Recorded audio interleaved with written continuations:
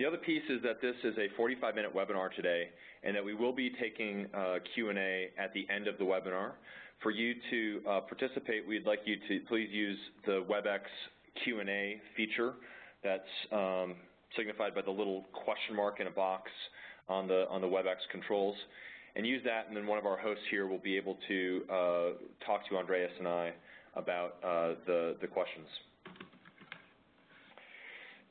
So without further delay, we are very fortunate and glad to have Andreas with us today to present the Nemertes Research paper, Comprehensive Threat Protection.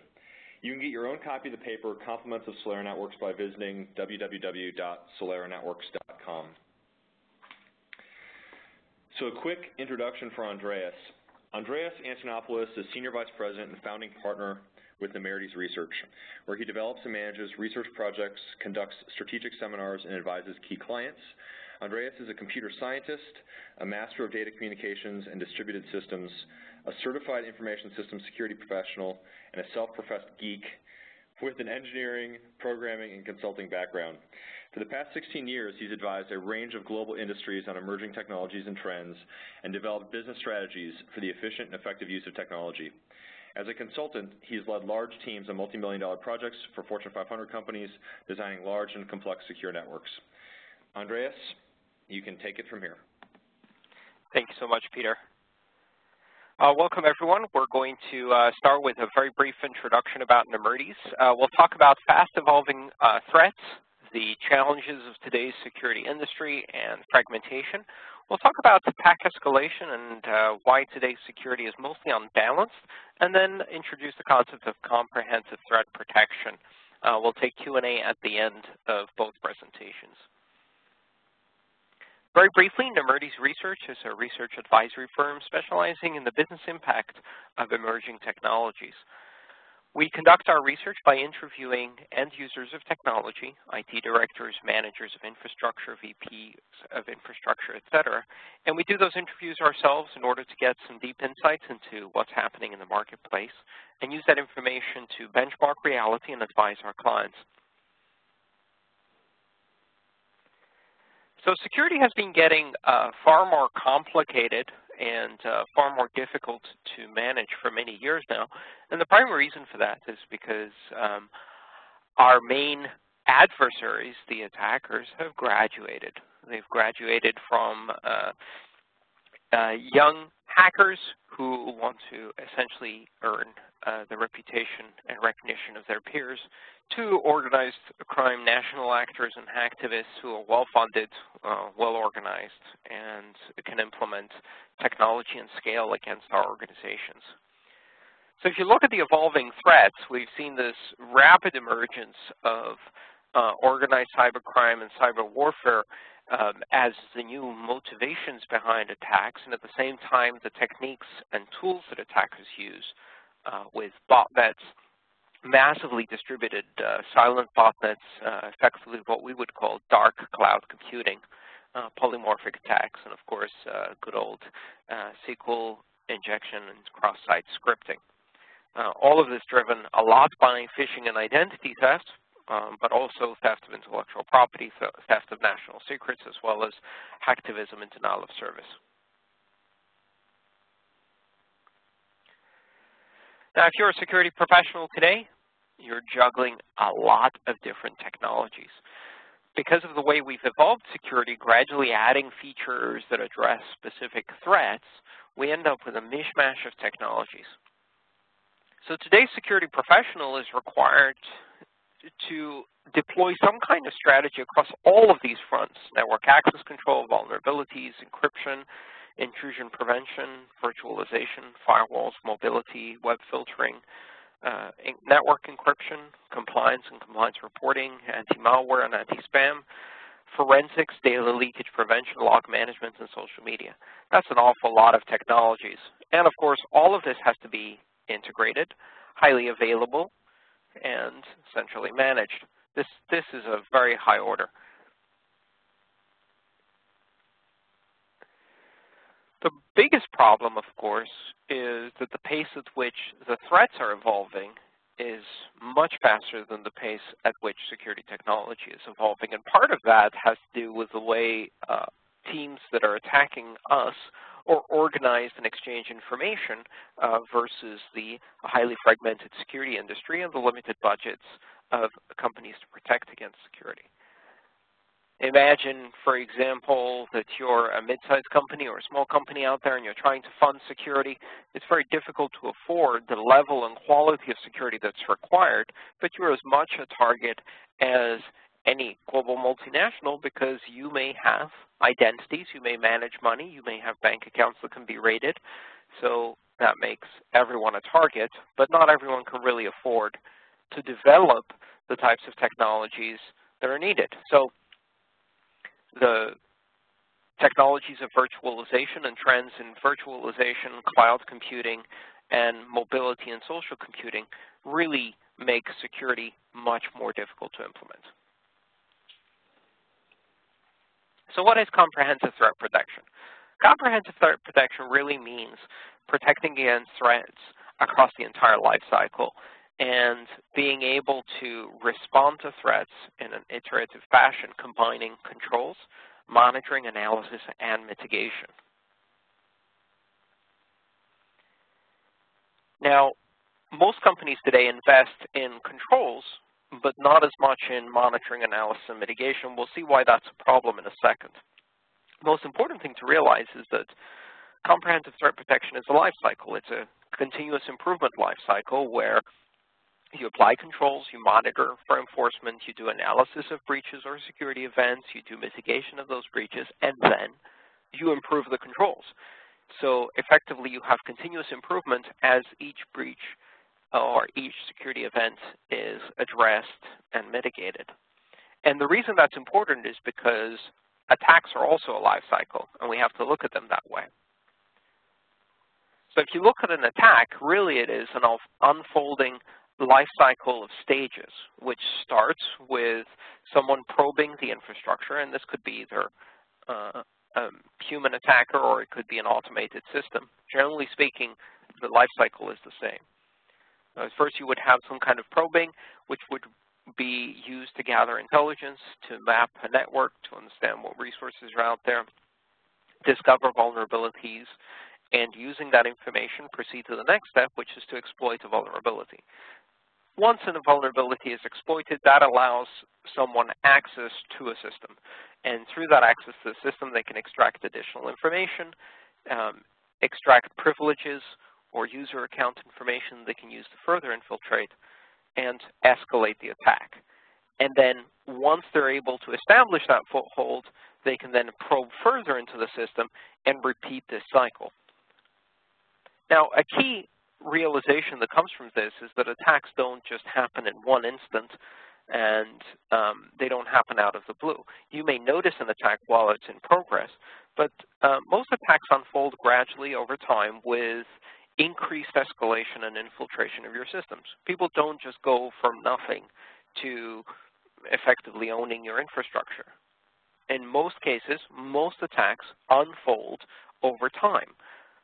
Small infiltration will be escalated to a bigger and bigger and bigger infiltration until eventually your system has been owned.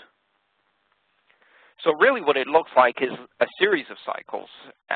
On the left-hand side, you start with a very gentle intelligence gathering operation that gives perhaps some information on accounts, which are then exploited to gain a foothold, which is then further exploited to extract more information, get deeper into the system, bypass firewalls, launch springboard attacks, and further infiltrate and get deeper and deeper into the network, into the applications, into the user accounts with higher and higher privileges until you reach, that red dot at the top being kind of the core of the intellectual property, user identities, HR database, or customer identities that the attacker is looking for. So it's an unfolding, escalating process. It's not just someone launched the magical button, typed something very quickly on their keyboard as in the movies, and boom, they're in. It's a gradual process of deeper and deeper infiltration into your environment. And these are the most insidious attacks because, of course, the early parts of this attack on the left-hand side are relatively quiet and stealthy. So a lot of the question in how you deal with your own life cycle of protecting against these attacks is how quickly you can move from controls to monitoring to analysis to mitigation, and where can you mitigate the attack. So will you be able to notice the subtle stealthy attack on the left-hand side as it's unfolding and mitigate it there?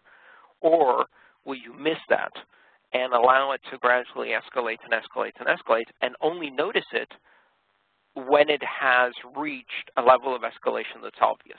By that time, of course, it's very deep into your network and applications and can do a lot more damage and extract a lot more valuable information. So really the question is, how do you monitor, analyze, and mitigate attacks so that you can catch them early on in the escalation process? Now, if you remember that slide with all of the different security technologies, if you simply put those into the life cycle, what you'll notice is we've got a very, very heavy emphasis on controls. So 3/4 or more of all of those technologies fit into the controls. So we've got plenty of walls and moats and crocodiles, but it's really still the same problem that we've been looking at in security for years, which is that it's crunchy on the outside and soft in the middle. It's the M&M model for security. And what that means is there's very little emphasis in the monitoring side, which would include intrusion prevention, log management, in the analysis side with forensics and historical review, and in the mitigation side with vulnerability management and emergency response teams. And of course, one of the key issues here is that monitoring, analysis, and mitigation are labor-intensive and specialist functions. So if you can help your team do those jobs better, there's both less need for controls and more effective security and security resolution and mitigation. So looking at it more broadly, you can think of comprehensive threat protection as being able to do real-time detection with technologies such as IDS and IPS, being able to take a historical snapshot of information that's been logged through a security information or security event management system, and then being able to analyze and extract information from historical packet flows and real-time information using forensic analysis in order to do comprehensive threat protection.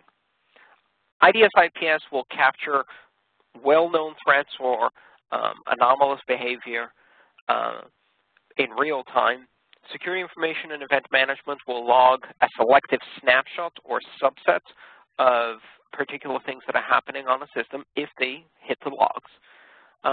But really, you also need that third component, which is the ability to look at complete historical information of every packet and every transaction that happens on the network, so that if you stumble across an attack in progress because you've been doing your monitoring, you can then figure out, well, which part of this escalation process is this attack in, and how much damage has already been done. And that's a very important part of comprehensive threat protection. So, quick 7 strategies for comprehensive threat protection.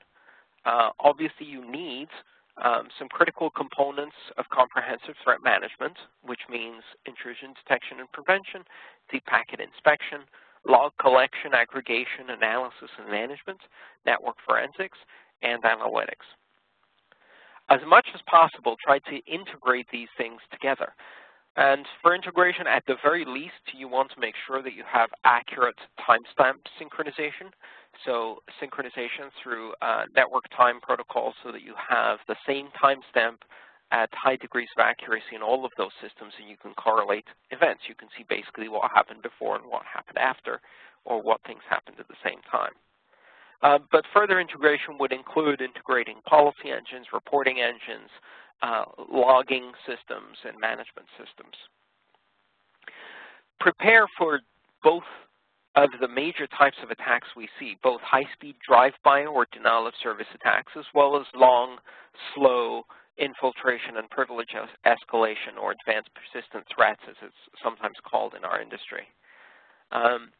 Just because many attacks will appear to be high-speed drive-by or denial of services malware doesn't mean that they're not the early stages of privilege escalation of a long and slow attack. And of course, you never know that when you're just looking at a couple of symptoms. It's very difficult to figure out, okay, is this an unfolding security event, or is it simply a misconfiguration or a script kiddie or a piece of malware? To do that, you have to really look intensely at what exactly happened, how it unfolded, and what happened in the past. And to do that, you need the detailed historical data. Also consider training your teams to describe threats and convey risk in business as well as technical terms. It's very important, especially in terms of incident response, to be able to respond in a way that preserves the most important assets for the business. And that means that the people in your emergency response and security and network teams understand the criticality of different parts of the infrastructure. And finally, emphasize the ability to become proactive rather than reactive when it comes to classifying and analyzing threats. Monitoring and analysis is not something you do or convene as a team only after a serious breach has been noticed. I mean, this is something that most companies should be doing on a daily basis, the monitoring and analysis, and using that to build information, skills, and experience on what's happening in their own environment. So to wrap things up, threats are evolving very fast, but security is not evolving as fast as the threats. And the truth is that the attacker environment is much bigger than the security industry. There are many more researchers trying to figure out how to break things than how to defend.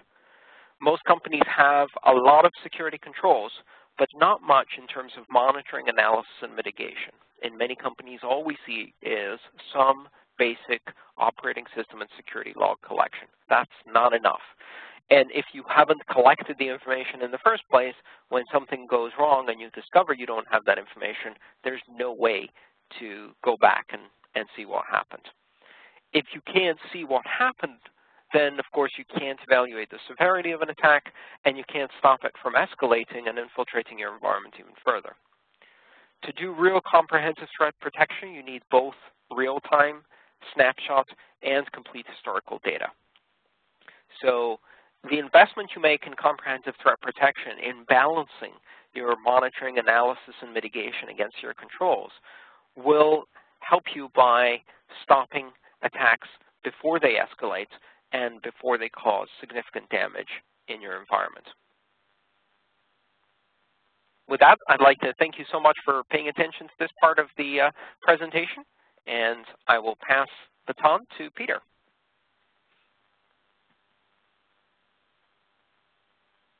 Thank you, Andreas. I just wanted to remind everybody that's on the line that we will have Q&A for Andreas and me as well at the end. So please go ahead and start asking questions using the question and answer feature within WebEx. So I wanted just to spend a couple minutes today after Andreas spoke about comprehensive threat protection and talk about Solera Networks and how we address CTP per se with our products. We, as a company, have been developing these types of products for a number of years, and we found that our customers today are some of the most targeted organizations on the planet. People that have a lot of intellectual property, or they have reasons for nation states to be targeting them.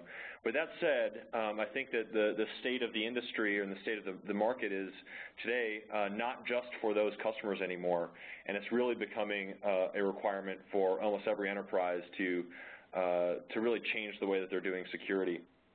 And so I wanted to give you a bit of a flavor for how our customers have been successful. And what I would say is first of all, the customers that are successful are not those types of customers that simply set it and forget it in terms of security.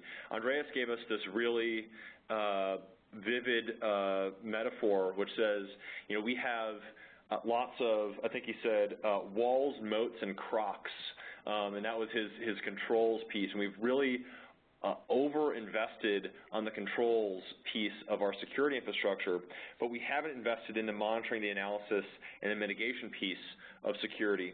And so what our customers who have been successful have done is they have been able to visualize, investigate, and prevent these threats from happening on their network. And so what I mean by visualize, I mean the ability to completely see everything that's happening on their network. And I'm not talking about things at a metadata level only, because metadata is only as good as, for instance, seeing the outside of an envelope as it goes over, goes from the postman to somebody else. You actually need to be able to look inside of that and visualize what's inside of that network at the payload level. Investigation is also important. And we at Solera Networks, we believe that every second matters when it comes to investigating an incident on your network. If you get an alert that may be suspicious, an event that may be suspicious on your network, you need to get in there and do something about it quickly. And the ability to do an analysis of what happened before and what happened after an event is key to accurately assessing the risk to your organization. And lastly, it comes down to prevention. This, again, goes to, again, borrowing Andreas's thought of this being a continuous process of going through the controls, monitoring, analysis, mitigation piece, and then back to making your controls better. That's what this is all about, is with the information that you gain from visualizing, investigating, you're able to further prevent these things from happening on your network. So what's required to actually do this? There's a couple requirements to doing network forensics. One is your ability to collect traffic on your network, to classify that traffic, so it's not just packets that are going over your network, but actually you're able to classify it and say things like it was this application, or these are, it was this user, or it was this type of action that happened on your network, and index it. Because when you start to collect the information, you're collecting gigabytes and sometimes terabytes of information. If you need to go back in time and do an investigation, it could take you a long time if you don't have an index to it, so that you can report, visualize, and reconstruct any event that happened on your network. Reporting is that situational awareness, giving you full visibility into the battleground, per se, that you're dealing with on your network. And finally, so you can analyze, remediate, and deter, and that gets into the mitigation piece that Andreas alluded to earlier. I'll spend just a couple minutes talking about the use cases, because I think a lot of people have been confused. Earlier last week, I was at a security conference in D.C., and there was a decent amount of debate about, what is this network forensics? What are the use cases around doing this? I'll spend a couple minutes. First of all, when it comes to incident response, this is your ability to take an event that happened through any one of your devices, a SIM, an IPS, an IDS, a DLP tool, et cetera, and do a root cause analysis. We also internally, we call this the T-0 use case, being able to take that event, back up time, and find out how did that thing start, because typically one of those devices that threw an alert doesn't have visibility into the whole background of what happened. The second piece is an outbreak or pathway analysis. We call that the T+0 use case.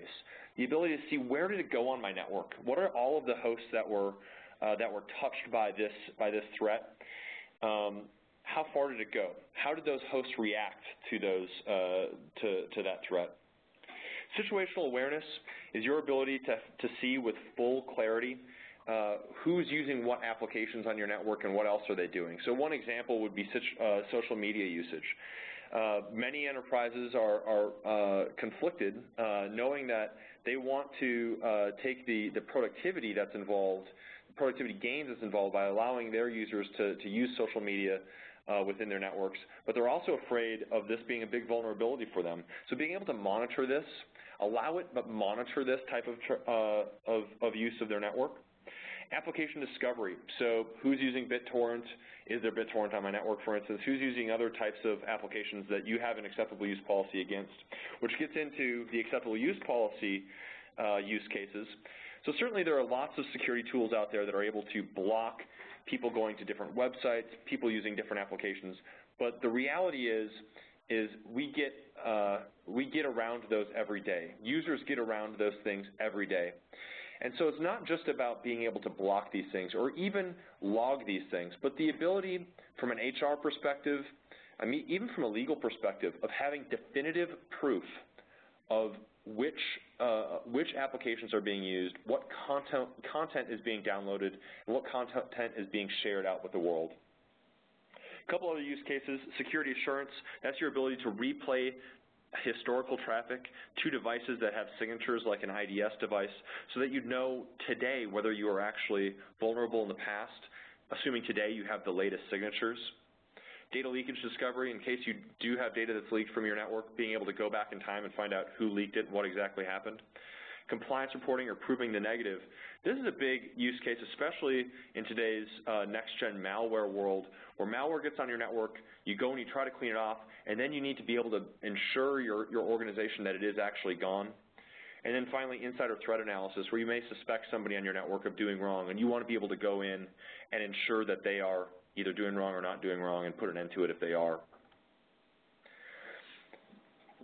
Solera appliances, we plug into a span port or a network tap, and we see all the packets on the network. We're essentially invisible on the network to the wrongdoers.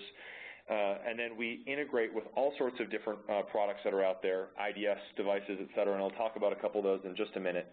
But very simple deployment. You plug it in and you go. And we sell a variety of different types of appliances. All the way from at the left side of this slide, we have a virtual appliance version of our product, which is able to capture and classify traffic at up to a gigabit per second, up to the DS5200, which is capable of capturing and indexing traffic at up to 10 gig rates peak. If you want to expand storage, you'd buy a DS-H200 appliance and attach additional DS storage appliances. And certainly if you have more than one location, which many of the people today online and many large enterprises have, they would want to have multiple instances of these, perhaps at their points of egress on their network, and then connected to a DS-C200 appliance to do centralized management. The things that make us different: we are the fastest network forensics device that's out there. We capture faster and we return reports better than anybody that's out there. We're very scalable. We've got multiple deployments that scale into the hundreds of terabytes up to a petabyte. We return responses to queries quickly. This is how I talked earlier about our philosophy that every second matters when it comes to incident response. And all of our reporting capability has been built around this philosophy, so you don't have to sit, ask us a question, and wait minutes, hours, days to get a response, but it should be seconds. We have an open REST API to integrate into your workflow, and this is where I'll take a second to say that another one of our philosophies here is that in order to do security well, you should take a defense in-depth approach and certainly a best-of-breed approach to doing that defense in-depth strategy. And that means not buying all of your tools from the same vendor. I don't think that there's almost anybody on this telephone today that would say it's a good idea just to go to one vendor and say, yep, give everything to me. As a matter of fact, the reality is you've probably gone out and purchased multiple devices over the years and done a specific testing procedure to determine that that was the best one that was available. And our philosophy is the same. So what we've done is we've gone out, we've built integrations with the best-of-breed security tools out there, companies like SourceFire and SonicWall and Palo Alto Networks and ArcSight and FireEye. And if you have any of those best-of-breed tools, you're able to simply click on a link from that interface where you find an event and then go over to our device and investigate. And Splunk, as a matter of fact, is another one that I'd mentioned, which is a fantastic way for you to use our product in a free mode. You can download our virtual appliance for free from our website, as well as you can download Splunk for free. Use those two together and see how you can do this comprehensive threat protection on your network in a trial mode. And finally, I'd mention application classification description. This differentiates us because we're able to classify over 530 different types of applications on your network. The competition is capable of doing probably around 50. And when it comes to finding the needle in the haystack, having that extra capability to see deeper into the network is very, very important. So that's the end of our slides. Thank you so much for attending, and I wanted to take some time for both Andreas and I to answer some questions. And what we'll do is we'll wait just about 30 seconds here to let some people ask some more questions, and then in a minute one of our hosts will ask a question and let us know whether it's for me or for Andreas, and then we'll go ahead and answer.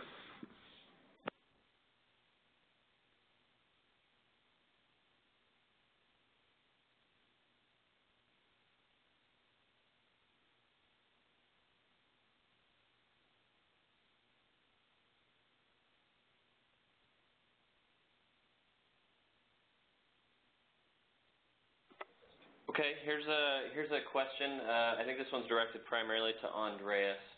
Andreas, how do you relate the LulzSec or the anonymous attacks to kind of the young hackers that you mentioned before? Maybe the question's, is that who we're seeing doing it, or are you seeing people that have been around maybe quite a while? How would you respond to that, Andreas?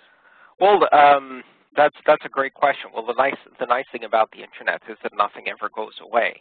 We're still seeing "I love you" virus out there, and so just because there's a much bigger threat from organized crime and identity theft nowadays, because with the motivation of profit, that kind of activity is very profitable and therefore well funded. That doesn't mean that the hacktivists or the people looking for reputation and kudos are not still out there. Just because you have a rise in violent crime in a city doesn't mean that graffiti goes away. In fact, probably the two are related. So yeah, we'll still see the younger groups of hackers trying out their skills and embarrassing companies and organizations that are negligent in security. And but they don't necessarily represent a big threat because they go after very specific high-level targets. We should be much more worried about the types of attacks that go after the bank accounts of K through 12 school or municipality. And those types of attacks that can hit pretty much anyone, anytime. You don't have to be high profile. Great, thanks, Andreas. Here's a question I think, let's hand this one over to Pete. Does Solera integrate with Snort IDS? And I'm going to actually add to that a little bit. Maybe Pete can talk to us very briefly about our integration capabilities with some other tools that might not currently have direct integration, but we have a very slick way to integrate with any of the security tools we've got out there. Maybe address Snort first. Sure. Yeah, we do integrate with Snort. There's actually, for those on the line that have ever used a very, what I would call actually a beautiful and useful front end for Snort, which is named Snorby. We have a direct integration into Snorby if you want to use that. And so where there's an actual link if you find an event through that tool. I think the other thing that Alan was alluding to is how do we integrate with something that we don't have a pre-built integration with? And we have a tool that we call the Deep Sea Universal Connector for Firefox. So if you're a security analyst and you use Firefox as your browser to hit the web interfaces of the various tools that you have that are on your network, you can put this Firefox plugin in where we'll sense the IP addresses, the ports, and the times from those events. You can click on them and then from there pivot over to our interface. So it's really simple to do.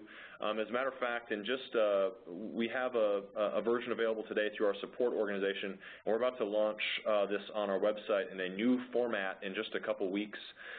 So stop back to download it at that point.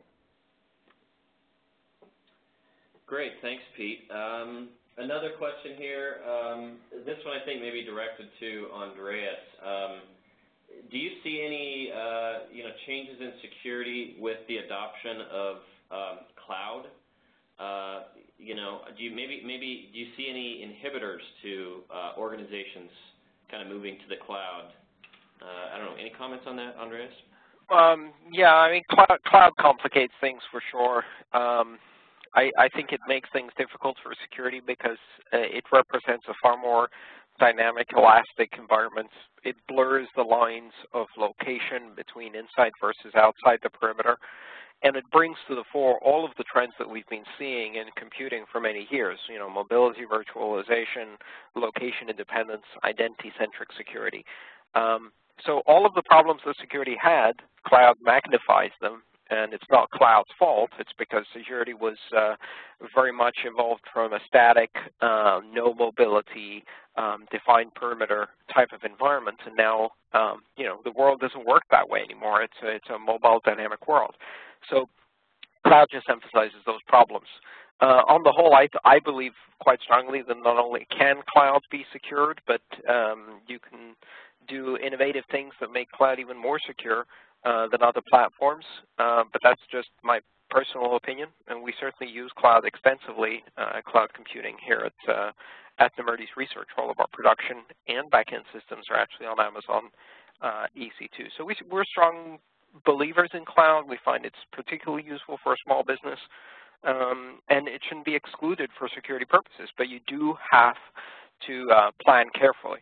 One of the other interesting things about cloud is that whether you approve of it or not, doesn't mean that it isn't happening in your own company. We're seeing many, many examples of business units using a credit card and going out and buying cloud applications, whether it's pure computing cloud like Amazon EC2, or it's Salesforce.com, or Backpack, or Dropbox, or some other consumer application that a business unit finds more flexible, more functional than their internal apps.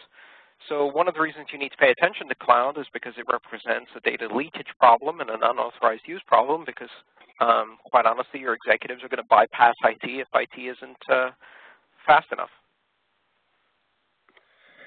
Andreas, thanks a lot. I wanted to, it seems like I got a couple of these questions directed to me, and Andreas, I wanted to read one of these off to you. It sounds like one of our listeners today is at a small to medium-sized organization, and he's trying to convince his upper management to build a CERT team. And one of the questions that he has is, since these attacks are a matter of escalating cycles, I don't know if you have a direct answer for this or not, but since they are a matter of escalating cycles, what's the average amount of time from when an organization is breached to from the beginning of time that that bad guy has been probing the network? How long does this typically go on before something bad happens? Well, I mean, typically that has a lot to do with when they're caught, because in most cases, if an attacker isn't caught, they just keep escalating and escalating and escalating, getting deeper and deeper and stealing more and more information. I have come across companies where we have found active infiltrations that have been in progress for more than 6 months. So for more than 6 months, the company had been compromised, fully compromised, in fact, and had no idea. By the time it was noticed and forensically analyzed, effectively the attackers had slightly better access and administrative capabilities on that network than the owners of the network. So a pretty bad case.